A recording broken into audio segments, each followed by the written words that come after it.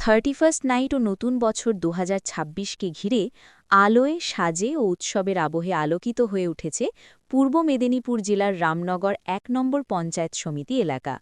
দীঘা থেকে শঙ্করপুর ও তাজপুর সমগ্র উপকূল জুড়ে পর্যটকদের ঢল নেমেছে। এই উপলক্ষে রামনগর ১ নম্বর ব্লকের পঞ্চায়েত সমিতির সভাপতি নিতাই চরণ সার দীঘা, শঙ্করপুর ও তাজপুর সমুদ্র সৈকতে আগত দেশ-বিদেশের পর্যটকদের নতুন বছরের শুভেচ্ছা জানান।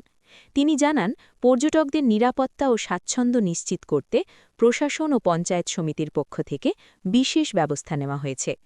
নতুন বছরের প্রথম প্রহরে সমুদ্র সৈকতে আলোর সাজ, উৎসবের আমেজ ও পর্যটকদের উপস্থিতিতে রামনগর ব্লক জুড়ে তৈরি হয়েছে উৎসব মুখর পরিবেশ।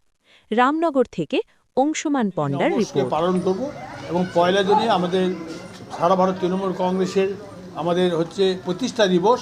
এই প্রতিষ্ঠা দিবস উপলক্ষে আমাদের প্রত্যেকটি বুথে বুথে পতাকা উত্তোলন সহ আমরা প্রত্যেককে নিয়ে প্রত্যেকের সঙ্গে প্রতি গ্রামীণ প্রতিটা সংসদে পতাকা উত্তোলন, মিষ্টি মুখ থেকে শুরু করে সরকারি যে প্রকল্প আছে সেই প্রকল্প মানুষের কাছে তুলে ধরা এবং আমাদের প্রত্যেকটা জিনিস মানুষের সংযোগ সাধন করা এবং আমাদের 2011 সাল থেকে 2025 সাল এই বছরে বাংলার মানুষের জন্য মাননীয় মুখ্যমন্ত্রী শ্রীমতী মমতা বন্দ্যোপাধ্যায় এবং আমাদের দলের সাধারণ সম্পাদক অভিষেক ব্যানার্জি যে উন্নয়নকে ত্বরান্বিত করেছেন, উন্নয়নের কর্মকাণ্ড আজকে সঙ্গে যুক্ত হয়েছে বাংলার মানুষ, সেগুলোকে মানুষের কাছে তুলে ধরা এবং যে সমস্ত মানুষ এখনও তারা